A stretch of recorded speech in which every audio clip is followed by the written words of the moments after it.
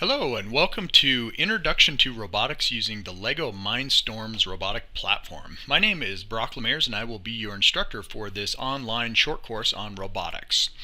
So the motivation for this course is to provide an introduction to robotics as a platform to teach science, technology, engineering, and math, also known as STEM. So the key to this is that this is an introductory level course.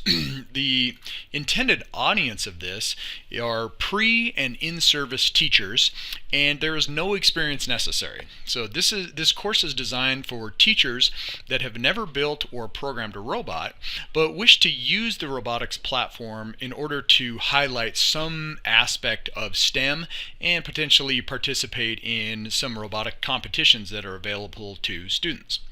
So why robotics? Why is robotics such an ideal platform for teaching STEM? Well, the first thing is that it's an interdisciplinary application that spans many curriculum areas.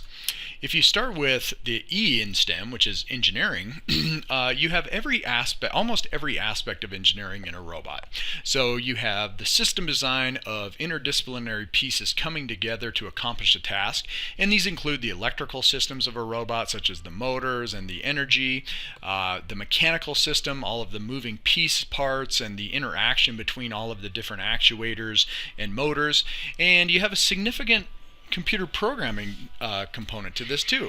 So robots tend to be autonomous, meaning that they can perform tasks by themselves, and that's enabled by sophisticated programs that run on the computer system within the robotics.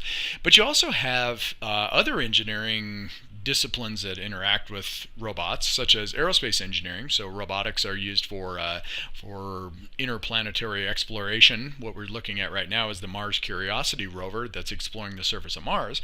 And there's a lot of aspects that need to be considered when you think about robotics in space. But you also have other things such as chemical and energy, so the batteries that run the robots, and you have nuclear engineering. So engineering is really a great curriculum, or a great discipline to that spans all aspects of robotics. So robotics are becoming one of the more popular platforms to teach robotics and all of the principles of engineering. You also have science. So how can robotics be used to teach science? So it's not necessarily the actual design of the robot itself, but it's the use of robotics to explore and understand. So to go places that humans can't go right now, for example, the surface of Mars, or to the deepest parts of the ocean. So what can we use the robots to do? What can we use robotics to observe, and how can robotics be used to explain what's going on? We also have math. Math is obviously used in the design of robotics. Math is used very widespread in engineering to perform the design and analysis of robotic systems. But robotics can also stress the importance of math when performing tasks. So simple operations such as how many times will the wheel spin in order to make the robot move forward 12 inches, or how many degrees does it need to turn with a particular radius to face north. So there's a lot of applications that robotics can be used to stress math concepts that make it a little bit more funner, or a little bit funner than actually just working math with pen and paper. And then finally you have technology. So the technology aspect is obvious when you construct a robot, but the technology is really immense in some of the modern robots, especially the robot we're looking at here, the Mars Curiosity rover, because it's not just the technology of all the piece parts coming together and the motors and the fuel cells, but it's also the sensors. So the technology that is involved in some of these sensors, the laser sensors and some of the biological sensors that are used to collect information about the environment that it's in, are really some of the more sophisticated advances in technology that we've seen. So all of these areas come together, and they allow robotics to teach all of this with one unified platform. And in addition, robotics can be a very exciting application. So some students get very excited about anything to do with robotics. What we're looking at here is this is called RoboNaut, and this is a robot that's humanoid form that's been developed by NASA. And on the left, you see it attached to a rover vehicle on planet Earth. And on the right, you actually see this on the International Space Station. So Robonaut is currently on the International Space Station. It's shaking the hands of Dan Burbank, which is the International Space Station commander, or was at the time. And so this can be awe-inspiring. So science fiction becomes reality when you think about some of the things that are happening with robotics. So, but it's even more than that. So for people that aren't necessarily excited, or students that aren't necessarily excited directly by robotics, it can also highlight how STEM benefits society. So you look at robotics being used in things such as advanced healthcare, so surgeon assistants. We also have co-robots working alongside humans in manufacturing. We have public safety, so firefighting robots, but not putting humans in harm's way by exploiting robots. And then other advances such as advanced prosthetics, and the list goes on and on. But it's important to stress how STEM benefits society, because this tends to attract a more diverse population into the workforce. And this becomes very important when you look at creativity and maintaining a thriving STEM workforce. Okay, so that's why we're going to use robotics in this course. So let me give you a quick background on myself, just so you know who the voice is behind all of these videos. I'm a professor at Montana State University in the Electrical and Computer Engineering Department, and I received my Bachelor's of Science in Electrical Engineering from MSU, and I received my Master's and PhD from the University of Colorado. I worked for Hewlett-Packard for 8 years as a digital design engineer, where I designed electronic test equipment. So I was actually building hardware and doing low-level computer architecture.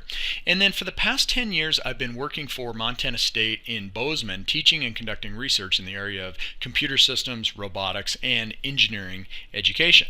So my background, most relative to the robotics front, is I've been awarded a number of projects from NASA to use robotics to teach STEM. And I also have received a number of projects to use to try to increase diversity in STEM, and I've tried to apply that these techniques using robotics in order to get more underrepresented groups into STEM, such as females predominantly. And I've also been awarded some projects from NASA to develop space computing technology. So all three of those NASA-sponsored areas of my research kind of all work together in terms of what we do with robotics. So it's research on how to build better computers for robotics themselves.